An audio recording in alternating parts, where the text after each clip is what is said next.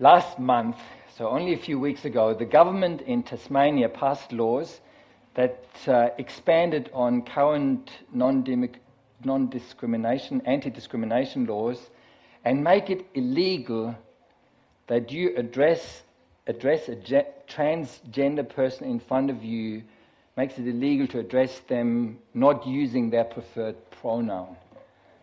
Yeah.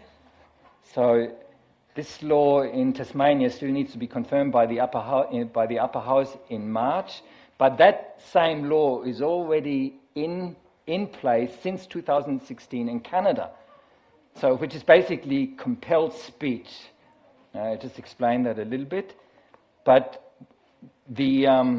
what is enshrined in this law and what is enshrined in the language is an ideology about gender, an ideology, so ideals about gender that deny that gender is actually fixed by our biology. You know, we're born boys and girls, and you know, it goes from there.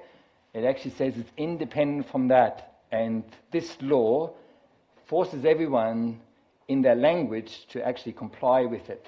So in order to explain it to you, the theory behind it, I showed you a cartoon, and it's actually already being used in Queensland schools. Queensland Education Department knows about it, thinks it's all right. So basically, you teach children, and like, what would you think the cartoon, how young would the children be? Maybe 12, maybe younger. So you're using the gender-bred person to basically say, it's actually not fixed that you're male or female. There are many more options available, and you basically got to think about gender, independent from biological sex. You've got to think about it in 4 categories. The first one is identity, which is basically how you think about yourself. Are you thinking of yourself as a boy or as a girl? And you can see there are 2 slides. Can you see it on top? Gender identity. The top blue arrow is womanness, and then the arrow underneath it is manness. So you put yourself on the scale. It's not even yes or no. It's you're on the scale. Like you could be, I'm about 70% womanness, and then when you go to the scale about manness, you're maybe 20%. So you're a mix. It's not either or. So you know, children are encouraged to put themselves somewhere on those scales. And the teaching is that your natural instinct is usually wrong. And, you know, also what is being taught, it would be very strange if you wouldn't be on both scales. You know, it's a little bit of this and a little bit of that, and it makes a mix. So the first one is how you think about yourself. The next one is expression, gender expression, which basically means what you portray through your actions, dress, and demeanor. So, you know, if you walk a little bit with a swag or whatever, and you say, oh, that's a bit male, even though you're a girl, you would say, oh, you know, the way I walk and, you know, the way I dress, it's maybe more masculine. And, you know, if you like pretty things, whatever, then maybe it's more feminine. Or, you know, you're free to put yourself somewhere, but again, you're on the scale. You know, it could be 2 out of 10 or 8 out of 10, and you're both. Then when it comes to biological sex, well, it's not really about, you know, sexual organs or the DNA of your body, even that comes into it, but it would also be like voice pitch. If you've got a bit of a deep voice as a girl, you're more on the maleness scale. And, you know, if you've got broad shoulders as a girl, again, you would be more, oh, that's a bit more male trait in me, and the opposite as well. You know, if you haven't got a lot of body hair or no body hair at all, and you're a boy, you say, oh, I'm a bit like a girl. So this is biology. So first identity, what do you think about yourself, how you express yourself, then the biological sex, and then it's sexual attraction. You know, are you attracted to same sex or the other sex or both or whatever? And you put yourself, and then again the teaching is, you know, like, it would be very strange if you didn't have a little bit of an attraction to the same sex as well. It's all fluid. And also the teaching is it can change from day to day. Like how you think about yourself and where you put yourself on the scale, you know, you do it in December, you know, 2018, you you have a mix that comes out of it, and in 6 months' time it may look completely different. So it's all a little bit of fun, it's all very free, and it's all very, you're the genderbread person. So that's the ideology behind it. And this is already in schools, and this is the ideology behind it that an Australian government passes. So it's not on the fringe, it's just right there. We may not be fully aware of it. And then basically the pronouns that you're forced to use. I have the next slide. I give you, that's some of them. So, the third one you may recognize, it's he. And the fifth one, it's she. So we know about that. But then there are a whole lot of others. Depending on how the transgender person, identifies themselves in Tasmania, if the law gets through, by law you've got to use what they want. So if it's Z or V or Z, you've got to use that. If you don't, that's illegal. You're committing a crime. And usually when something is illegal and you're not complying, what happens? You pay a fine. If you don't pay the fine, you go to jail. So this is precisely the law that is already in place in Canada, and it's precisely the law that catapulted one university lecturer in Canada to international fame. He didn't plan like that, but he saw that law and he said, that's compelled speech. That's putting one ideology, before it's even talked out, in language and making you comply with that language like a totalitarian state. And that is a line that he wasn't prepared to cross. That he said, that's dangerous. He knows where that leads. It's not on, and he's not going to do it. So he stood up by himself. He had no lobby. He didn't know anyone. He was just an unknown lecturer somewhere in Canada. But he put it on YouTube. Because you know what happens? I'm not going to comply. You're in a university setting. The lawyers of the university talk to you, and the leadership of the university talks to you and says, you've got to comply or you lose your job. So he said, I'm not going to comply. That's that. And he just put it on YouTube. He wasn't even allowed he didn't even know whether he was allowed to put it on YouTube. But he put it, and then, media picks it up, and, now everyone picked it up, and it basically, somehow, it became the voice piece of resisting it. And his name is Jordan Peterson. You may probably hear his name more often down the track. He's now lecturing all over the world. He's visiting Australia again, I think in February. But that catapulted him there. So why does the Tasmanian government, why did they do it? Well, usually the language that is used out of compassion. Like, out of compassion for one group of people, we make everyone comply and just use that language. So out of compassion. That's fine. It's just when you're on the receiving end of the law and you're not agreeing with the ideology, it's not really compassion that you experience. You actually experience aggression and authoritarianism, which is damaging. I'll give you just one example. In Canada, so that law came in. A year later, there is a teaching assistant in another university, and she's showing the university students a clip of a video of a program that was already shown on Canadian TV. And that is Jordan Peterson and someone else, two different views on gender and that ideology, debating it. They were not, fighting it or hitting one another. They were having a rational debate, which way to go, which one is reasonable. So she showed that to the students. Then her supervising lecturer, the university's manager of gender violence prevention, that's a nice position. And another lecturer called her in. So you are teaching assistants. You got 3 heavies, university lecturers, and you got to sit there. And she secretly recorded the conversation. So basically, they're telling her that this teaching assistant was in violation of the university's gender and sexual violence policy. The gender violence policy. So how was she violent? by showing a rational debate between two viewpoints on gender. And and one point of view was what was the law of the land in Australia only till last year, and Canada 2016. And so she was told, you created a toxic environment. You created an unsafe learning environment. She was told that she wasn't really taking sides. She was just presenting both views. And isn't a university the place where intellectual people are meant to look at both views? Isn't Australia or Canada a Western culture where we do that? We look at different views and we don't shut views down. So she was told, yeah, that's the problem. She was neutral about it. This is like showing a speech of Adolf Hitler neutrally.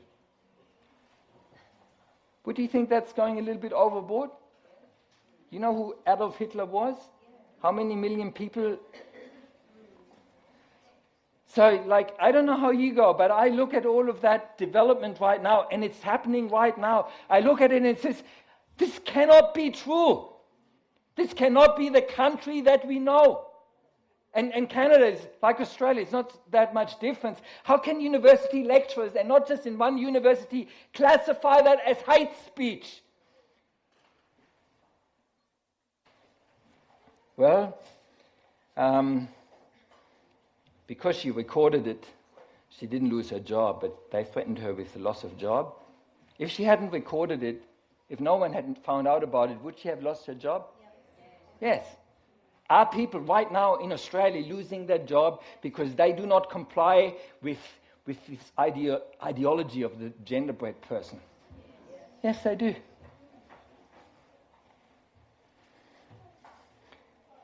Now,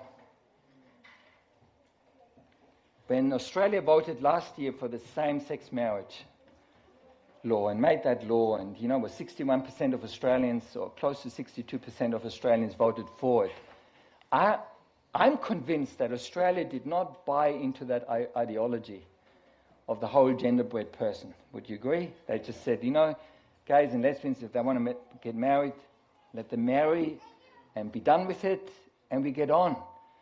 But we wouldn't have expected that all that pressure is now coming in, that is actually increasing, and that ideology is pushed on everyone in Australia. Last year we said yes, same-sex marriage could go ahead. This year you cannot say that you're against or not in favor, or that you're less favorable about that. You've got to be equal, and you've got to buy into that ideology. Do you know that this month, so just a few weeks ago, our government in Canberra debated laws of religious freedom? That, the point where it came to the fore was, do Christian schools have a right to expel gay students from schools because they're gay? Do you remember that? That came up. And do you know that there has not been a single gay student expelled from any Christian school for that reason? It's a no issue. Wouldn't even come to the fore. Of course you don't expel them just because of their sexual orientation. But it was used to basically introduce laws which would have forced Christian schools, forbidden Christian schools to teach their Christian faith understanding of sex and marriage and sexual relations. There were 2 amendments that the government put forward, and they did not gain a majority. And I'll read you the amendments. The law, if the amendments had gone through, the law would have stated, it is not unlawful to engage in teaching activity if that activity is in good faith, in accordance with the doctrines, tenets, beliefs, or teachings of a particular religion or creed, and B, is done by or with the authority of an educational institution that is conducted in accordance with those doctrines, tenets, beliefs, or teachings. It is not unlawful. That's what the law would have said. It's not unlawful translating, it's not unlawful for a Christian school to teach Christian teaching on sex and marriage. And that did not gain a majority in Parliament.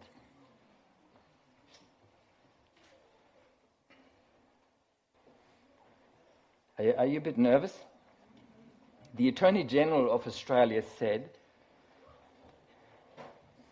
if that doesn't get passed, the Christian teaching on sex and marriage and anything would be outlawed in any Christian school, but not just in a Christian school, it would be outlawed in Christian churches, synagogues, temples, anywhere where religious people meet and teach according to their faith if it contradicts, modern gender-bred ideology where people say, I'm offended.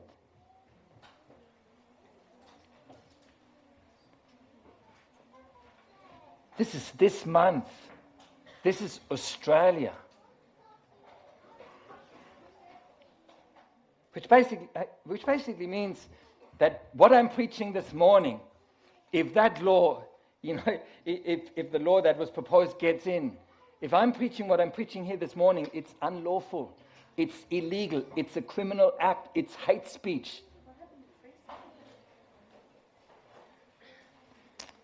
Well, that's the assessment of the Attorney General of Australia. Now, do you know that's still debated in our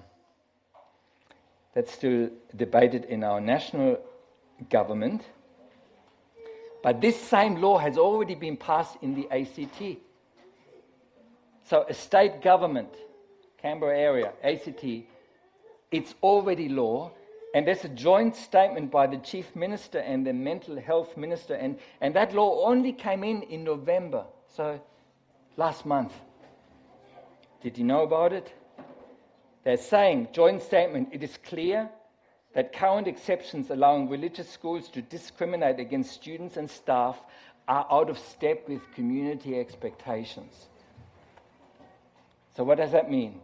If you want to organize a Christian community according to Christian teaching, if it's out of step with community expectations, at least some of them that more espousing the gender-bred person, it's outlawed.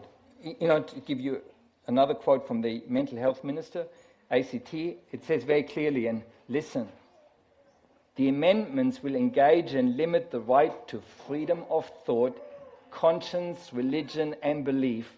They potentially limit the right of parents to ensure the religious and moral education of a child in conformity with their convictions. That's law already in Australia, in the ACT. You move there, you put your child in a Christian school there, and the ministers, the government says, your right as a parent to teach your child according to the faith that you hold is taken away from you for the sake of the gender-bred person, for the sake of that ideology that is now the ideology that we officially espouse.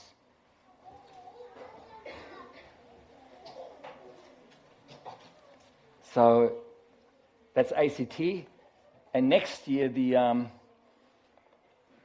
our Prime Minister, Scott Morrison, wants to take religious freedom and the freedom of speech, if it doesn't get passed in a way that Christians can be Christians, at least within the four walls of their own churches, he wants to take it to the election. It could become an election issue. I mean, that would be terrible if it became an election issue. That should be bipartisan support from all politicians that the religious freedom is upheld in our country. And right now, it's really in danger. We know that ordinary Australians face pressure on that front. The leader of the Australian Christian lobby, about 100,000 people are organised there. He says, Christians are being run out of business, hounded by boycotts and bullied by activists for adhering to their faith a year after the celebrated same-sex marriage vote. And we know about cases, the wedding magazines that shut down only last month, Christian wedding photographer. They're not even preaching or saying everyone has to think their way, but they say, look, my view is this. I'm happy to have you to have your view, but my view is this. It's not allowed. Unless you totally comply and agree, you face pressure and boycott. And, this Christian doctor that, believed in the traditional view on sex and marriage, and then the boycott, the lobbyists, tried to have her deregistered as a medical practitioner. Like, if that's you, you have, in your workplace, would you be comfortable to wearing a T-shirt saying, God created them male and female? In your workplace, if you're a school teacher, would you do it? Would you wear it in a bank? On a building site? No, it's a serious question. Would you do it? I tell you what, the vast majority of us says, I think, straight from the Bible, it's what I believe, but I wouldn't do it. Because would you agree that we're already living in a climate of fear? You're not free to say what you think on this issue. 2018 in Australia, we live in a climate of fear about espousing a view that was only the law of the land 5 minutes ago.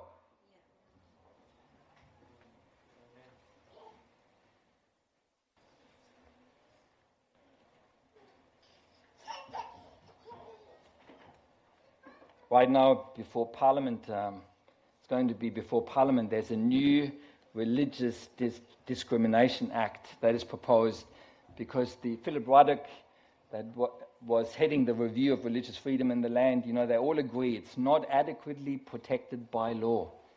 And so something got to be done about it.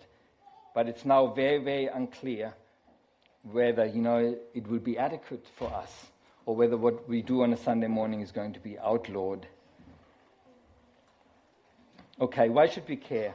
Well, I give you another quote from Greg Sheridan, the foreign editor of The Australian, and this one is pertinent.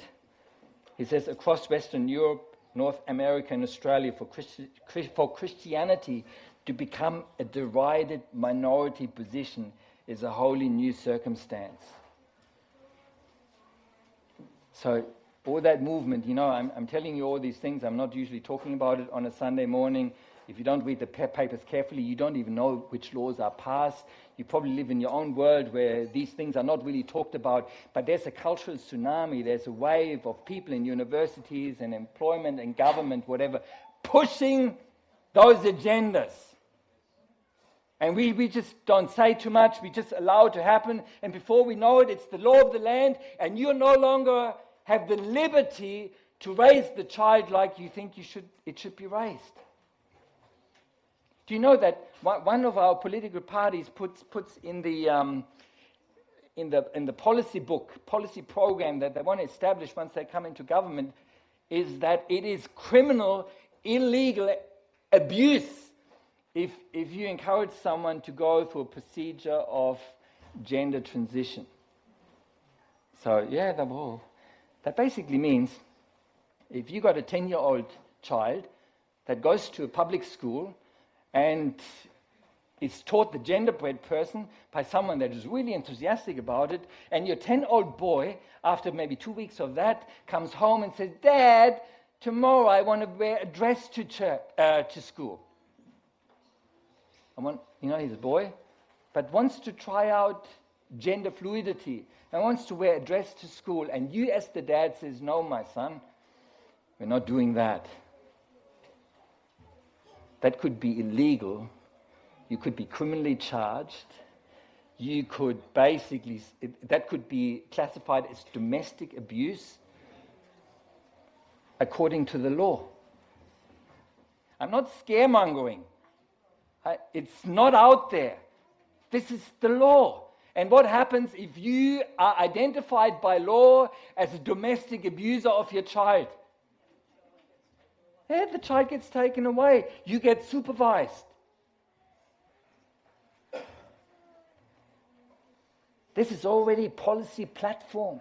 This is right on the verge of happening. Okay, why should we care?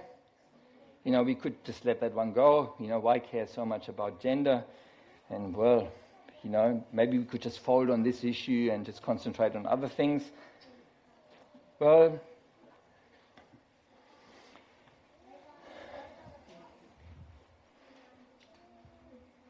once you tinker with a family and you tamper with a family, you tinker and tamper with the strength of a nation.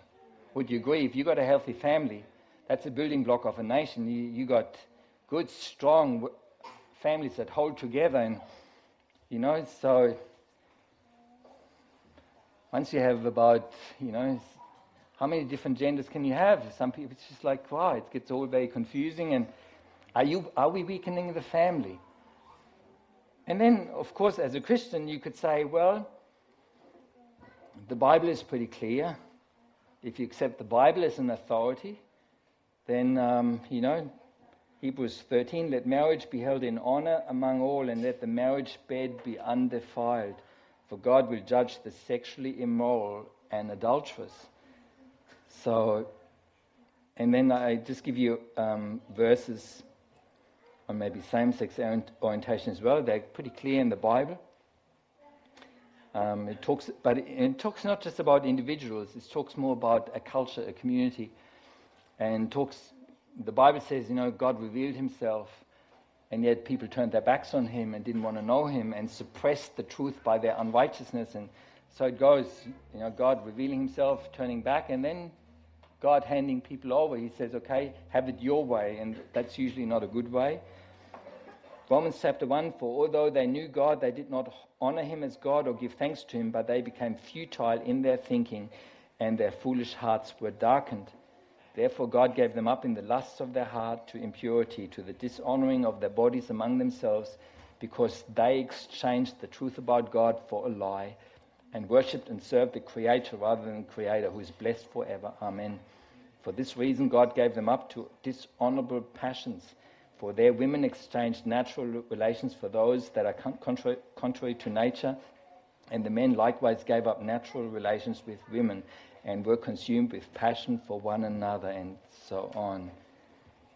So, Paul that is writing those words is not really picking on same-sex attraction, whatever. It's just one of the most obvious examples. And there are many other examples where, when people turn away from God, all sorts of things come into a society that are not good. And it's just one of them. And I don't think he's talking about, people that are born a certain way and, examples. It's more like a whole culture making room for it, a whole culture embracing it, and then that's where all these passions can come in. What those Bible verses, and I'll get back to that later, and what they seem to suggest is that it's not fixed at birth. For a whole lot of people, it's not fixed at birth. It actually it's a dynamic thing that happens in our relationship with God, or in a people's relationship with God. So I don't want to continue having more verses on the Bible, because we're talking to Australians, to the wider cultural reality of the Bible, right? I can't, stand up you can't write in the Chronicle, Romans chapter 1, and who would listen to that? So we will argue more on common sense basis, on science basis. And Christians love science. Throughout our whole Western culture, Christians have embraced science, because science is the wonderful ability from God to discover the design, how God made the world. So Christians are never afraid of science. It's just going to explain how God made everything. And so let's get into the science of it.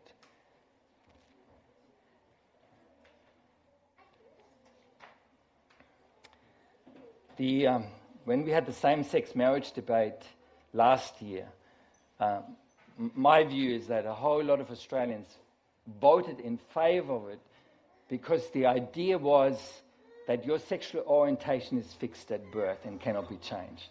So if you have a homosexual orientation, it cannot be changed, and so they can't help themselves. There's no other option for them. If they want to be married, that's the only way they can go, and say yes to it. Would you agree? That was very much that what was put forward in the thinking. But the science of it is actually undisputed, and it's the opposite. For most people, same-sex orientation is not fixed at birth. And according to the gender-bread ideology, even the ideology says it's not fixed.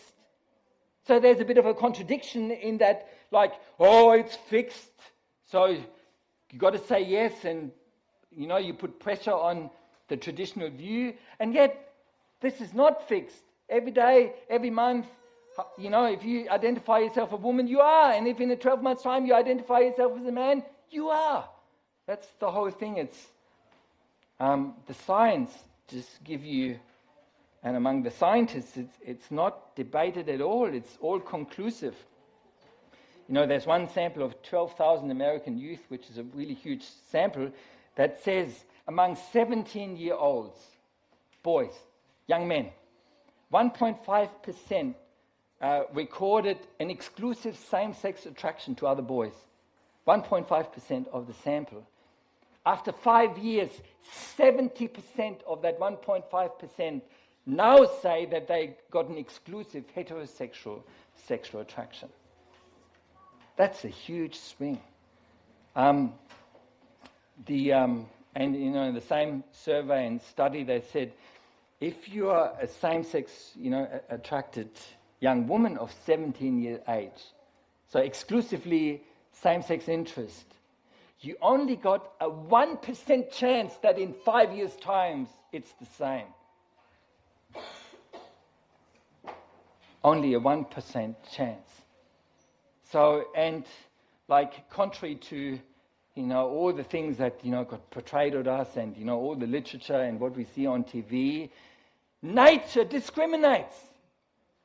Do you know that if you're born a boy, biology really determines what you want to be? When you're born a boy, you grow up into a man and your sexual attraction is heterosexual. And if you're born a girl, you grow up into a woman and your sexual attraction is heterosexual. That's 99.7% of all people on earth. And then those that have a same-sex attraction, it's not fixed. It usually ends up like according to nature, it's meant to be heterosexual.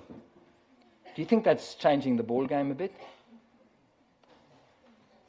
If it's not fixed, it can change, and according to the whole ideology would say it can change.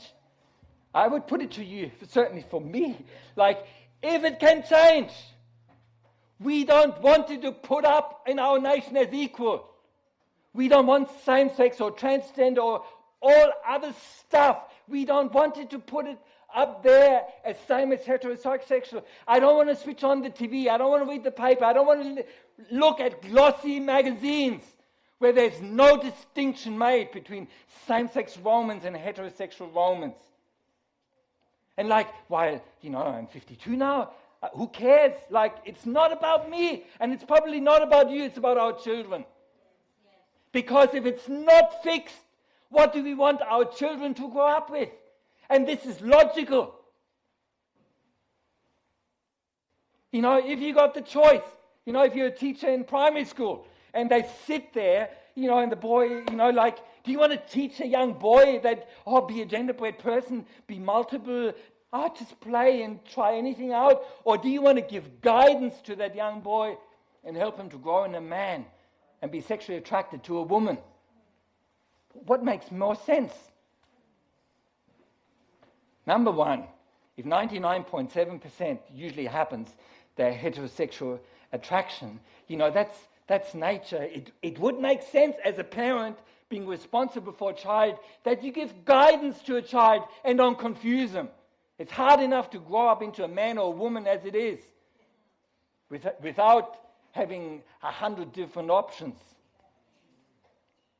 How mad is our nation? In New South Wales, there are 4-year-olds with government sanction. They're already gender transitioning. 4-year-olds. You want to put it in the mind of a 4-year-old boy that it's really a girl, and now we've got to have medical procedures to make him one? You don't want to confuse the next generation. The confusion is number one. Number two is, It's not desirable. I've got to say it while it's still legal. It's not desirable, and it's logic. So why is it not desirable? Because if you have a same-sex marriage, you cannot have children. Are children desirable? Yes. Is barrenness desirable? No. So, like, if I'm a dad and I have children, I want them to have a heterosexual attraction so they can have children because I want to be grandpa. Does that make sense? It's desirable. So if it's fluid, if it's not fixed, how mad is it to say, oh, it's equally desirable and equally aspirable? Especially when 99.7%, if you leave them alone, turn out heterosexual. Maybe nature had some wisdom that we've lost over the way. So that's number one, you want to have children. And number two, like, think about, well, it's Sunday morning in church, don't think too much about it. The design feature works a lot better if there's a man and a woman. Two men, it's just not necessary. No, well, you get my point. But that makes sense. That's logical. And, so avoid confusion. No, it's not desirable. And the third one, it's potentially harmful.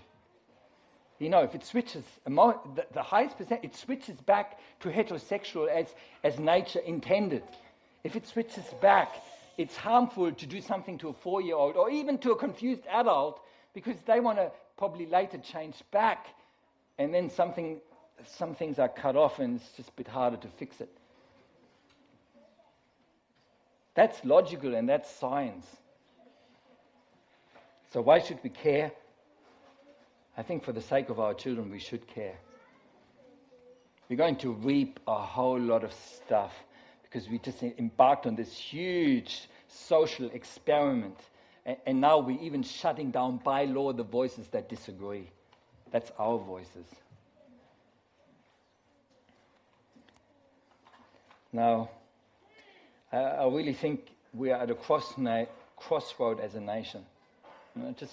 All that I'm sharing, all the legislation, that's not just fringe people debating. That's our members of parliament. And the debate is fierce and it's aggressive. And I think we're on the receiving end of it. But it's not all about sex. There's actually a bigger picture at play here. And I've got to introduce you to the bigger picture. And the bigger picture is even more alarming because the ideology and the ideologists behind gender theory, they think in terms of groups. There's another big frame vision of how society functions behind that. They work as a collective. So their identity is mainly a group identity, and the identity is usually derived from maybe, race or religion, like, or the poor or the rich or the African American, the Muslim minority, and then, another group is the LGBT group. You hear that? The LGBT group. What is that?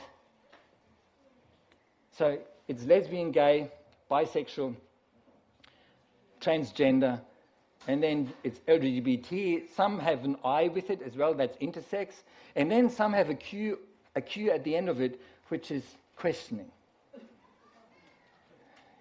It could be another word for confusion. So LGBTIQ. And that said, the LGBTIQ community. Ever heard that? So we accept it as languages in the papers everywhere. What does that mean? How are they one community? Where do they meet? Who's their spokesperson? What makes a gay person and a transgender person one to be in one community? It's a genuine question. What? Why? How? I mean, you could add another letter, H, and we would all be in it.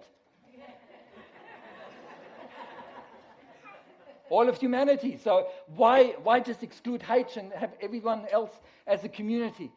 What makes the community? You can be a man attracted to another man. That doesn't make you a person in favor of transgender. Or even the gender-bred person. You may not even subscribe to that. You just say, I have a same-sex attraction, back off. I'm not in the community with the rainbow guys. Yeah, I'm dead serious. What is going on here? They're not a community. They don't meet. They just, I don't even know. Like, lesbian, gay, sexual attraction. Transgender it's not even about sexual attraction. So what makes them one? I'll tell you what makes them one. They're the LGBTIQ community because they identify themselves, or they by others get identified as a minority group that is oppressed. And this is how the whole big picture framework works. You divide a nation into groups. The LGBTIQ, the Christian heterosexuals, the male conservatives, white privilege, the underprivileged poor, and all of that. And so you divide them into groups, you put yourself in a group, and then you identify who are the oppressors and who are the oppressed. Right? And the oppressors, you got to go after them because they owe you for oppression that's gone back such a long time ago. And all things you suffer, like, suicide, gets blamed. And if you don't agree with that, you're responsible for their suicide and this and that and how they feel and depression and, disadvantage, whatever. So, do you understand where I'm coming from? When you do that, it's disastrous for any nation. If that group identity, and the word is used in the papers, you've probably come across it, it's identity politics. Ever heard that word? Identity politics. And that's the thinking behind it. You put yourself in groups. It's nice when you're in the oppressed one. Oh, I'm oppressed. And they owe me, and I go after them, and they got to, you put all the blame on them. You go after them. It becomes tribal warfare. And you got tribal warfare between all those groups. Are we as a nation going to be one and at peace and loving one another? No. We'll be at constant war with one another. And this game has been played before. And I will show you the origin of it as well. The thing is with groups is, like, no, I can put you as a, Peter, you're the poor Lutheran, oppressed by everyone. So it doesn't matter. You can put yourself in a group and you're oppressed and it's nice for you and you can play that game because the others owe you. But then, that particular fight is won and then the groups get reshuffled. And then Peter is no longer identified as a poor Lutheran. He's identified as a privileged white man. And suddenly you're part of the oppressor. And the game is not so nice. And so you get done away with, and then, it's the whole culture, society gets into each other. I'll show you another slide. I'll just show you what I mean. So there was an opinion piece in the papers. This is about Scott Morrison on the left. So the newspaper article starts off with that. Poor Scott Morrison, as a wealthy white male Christian, he's got it tough. What does that mean? What's the logic behind that? That's identity politics. He's one of the oppressors, and not only does he belong to one group, he belongs to 4 different groups, and all are identified as oppressors. He's wealthy, he's white, he's male, and he's Christian. So basically means you don't have to listen to the policies, you don't have to look at the man, you don't have to look at what he believes in, what he stands for, you don't have to look at his character, at his marriage or anything. He primarily gets identified by the group identity that others put on him, and he gets wiped off, no chance because he belongs to that. And then there's a group, cartoon on the right. This is the great identity politics competition, the semi-finals. And look, as a gay man of color, I think, as a man of more oppressed nationality than you, I disagree. As a woman who is more oppressed than any man, my opinion is, as a trans, differently abled victim of genocide, I must insist. So, this is being played out in Western culture across the world. So what does it mean? So my group identity is I'm oppressed and you owe me. And because I'm oppressed, my voice has bigger weight than yours. Not on account of what I say and whether it's reasonable, it's on account of who I am and what I've suffered. And you are to blame. You are to blame. Now, this comes, the origin of it, it goes deep. Identity politics to a big extent in the world has been played by Marxism. So last century, and Marxism basically put the poor workers and the rich guys that own things. And basically in Marxism, you've got to have class warfare, and you've got to get rid of all the bourgeois, all the rich guys. And they did that. They did that to the extent of 30 million people dead in the Soviet Union alone. China had a few more million dead. That's class warfare. Germany did that.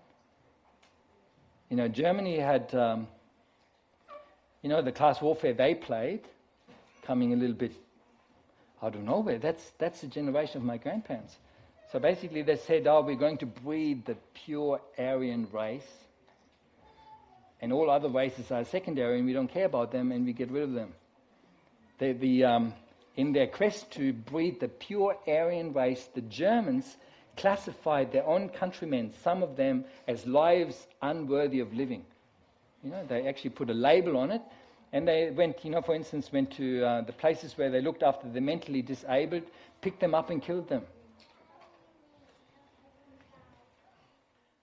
Now, Jordan Peterson, just like, this is a bit of a leap. Jordan Peterson, the reason why he stood up and said, I'm not going to do that, compelled speech, I'm not buying into that ideology, I'm not playing identity politics, I'm not playing, this tribal thing and being no longer allowed to think and express what I think. He said, it's a line that I'm not going to cross because I know where it ends. And he says, it's exactly the same ideology that drove communism to millions of dead. It's exactly the same ideology principle that drove the Germans to kill millions of people, and millions of people all over the world. And these millions were killed 5 minutes ago. I mean, if you're 18, you may not think so, because, But like a lot of people of us here in this church, you were alive when it happened. So it's not that long ago. That kind of... And I've been intrigued by the question, I don't know, how could Germany, a country of the Reformation, millions of Christians, Martin Luther and Goethe and poets and philosophers and, all the advanced society, how could a culture and society like that descend into that such barbarism and butchery and killing millions? How could it happen? Yeah, I don't even have the answer. But the question is preposterous. You would not expect that. In Soviet Union, Russia was a civilized country, great writers, great tradition. How could they descend into what they've done? How could China do the same? Now, Alexander Solzhenitsyn, who wrote the Gulag Archipelago, the book chronicling the concentration camps in Russia, some say it's one of the most important books of the 20th century. In the foreword of the book, he says, it would be so nice if one nation could learn from another nation. You would save yourself so much trouble, but it's really, really difficult, because usually you're tempted to say, surely it wouldn't happen here. Surely it would. So what about Australia? Jordan Peterson says, look, that's a line that you don't cross, and if you cross it, I know where that ends. Is that overstating it? Are we on track as Australia with compelled speech and saying, this is hate speech, and shutting down the freedom of speech and shutting down the freedom of religion? Are we on track to end up there in real persecution? Right now, the laws that I just introduced to you, if they stand, you're already in front of court facing a fine or prison just for thinking and expressing what you think about sex and marriage if it's Christian. So is it scaremongering? Is it too much? Yeah, well, on the one hand, I'm still, surely it wouldn't happen here. Surely politicians would stand up and say, this is Australia, for crying out loud. This is a Western country. We have English common law. English common law never had compelled speech. Yeah, on the one hand say, well, probably it's not going to happen. But on the other hand, only 5 years ago, you were not afraid to say what you think, and now you are. Now you are. And you are afraid to say what you think in the workplace because you know that you face being expelled and losing your job. You know that you can't post anything on social media, whatever. Otherwise, you end up the same as Israel Folau. And you know you're going to be attacked. You're really careful. Would you have imagined that 5 years ago? This is usually what totalitarian systems, that's how they start. People get afraid, they're intimidated into silence, and then it's not going to stop there. You know that. Then the next thing comes, and the next thing comes, and the next thing comes, and you get more and more intimidated, and you're silent, and then people lose their jobs, and we're still quiet, and then people are in prison, and we're still quiet. That's how it happened in Germany and Russia and all those places. 5 years ago, would you have expected that the parliament in Tasmania passes those laws, or the ACT already blatantly says it in an official statement, this is going to infringe on the freedom of religion and the freedom of speech for parents raising their children? Would you have expected that? Where's the outcry? What's the answer? Sorry about that, but I covered quite a bit of territory. There's an answer I give you, and this one is really interesting, and this is very Christian. I show you a 2-minute video clip. And this is Jordan Peterson, so you know what he looks like and how he talks.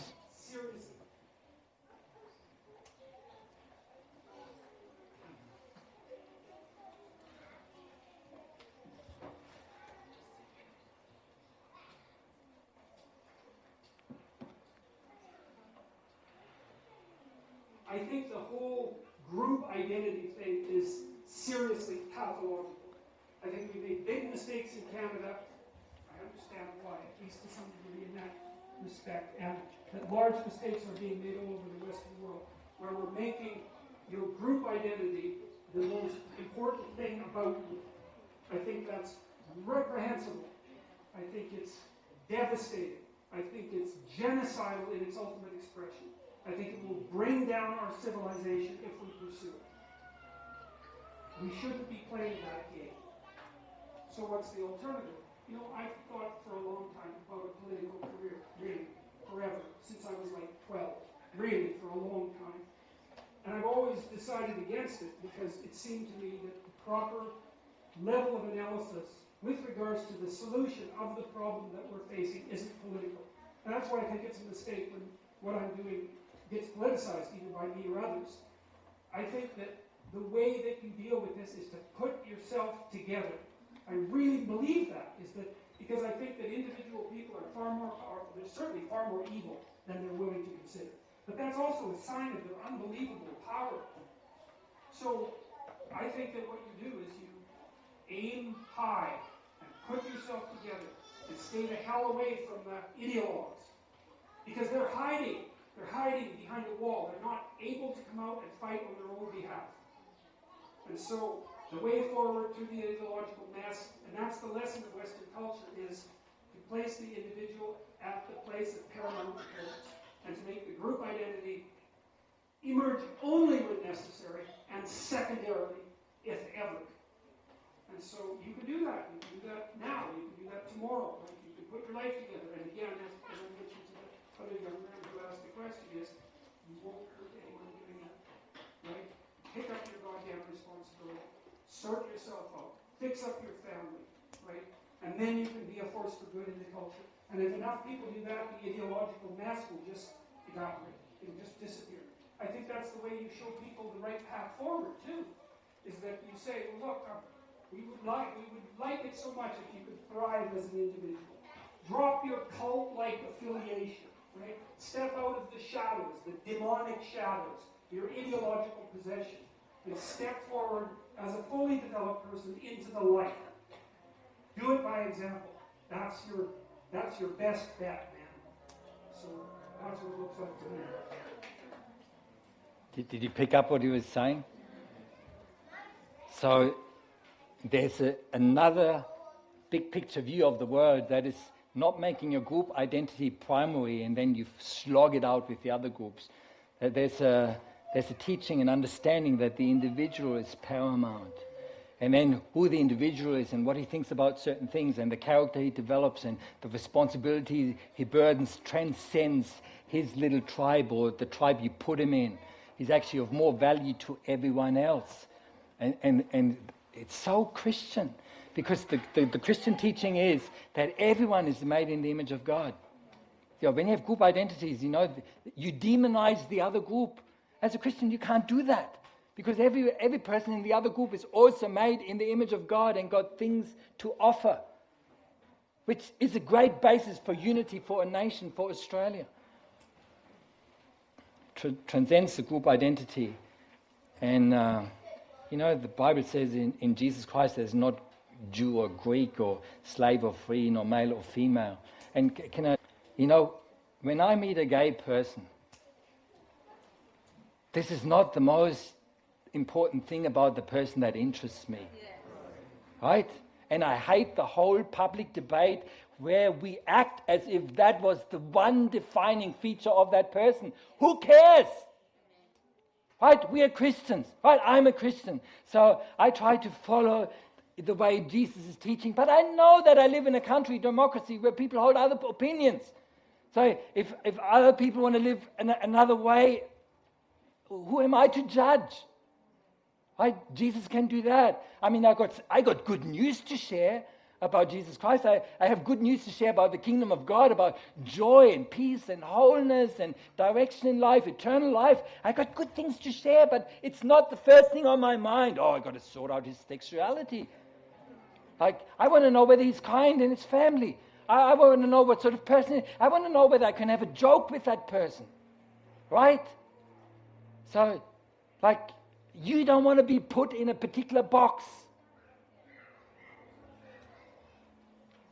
The individual is far bigger than the groups and has far more to offer than the limitations that we put on by group identity. And we have far more in common than we know.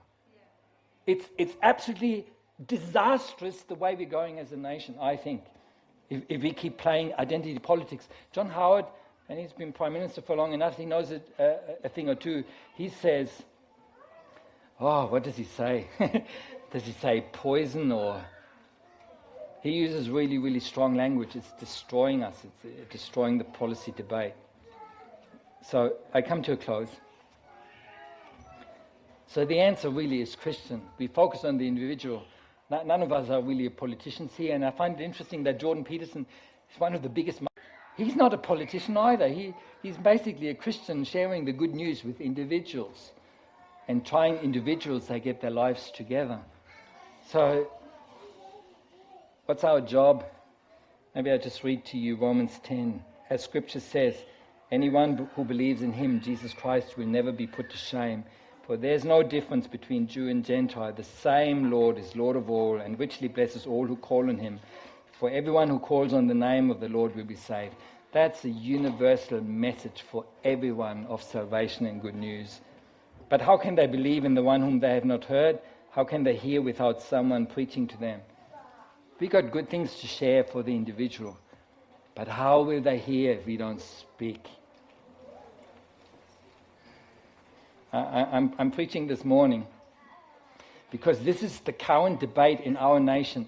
It may actually be election issue in May. So it's right there. It's in the papers right now. The legislation is being passed right now. Everything is lined up right now. Now's the time to speak. If you're in a workplace or with friends, speak. And I know the fear is there, and it may cost, but if you don't speak now, who knows what the situation will be in 12 months' time? It may even be worse. And we don't want to look back and say we've been silent.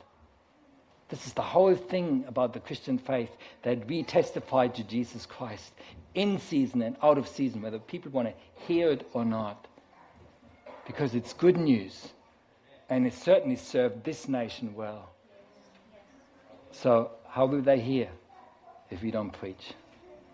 Amen.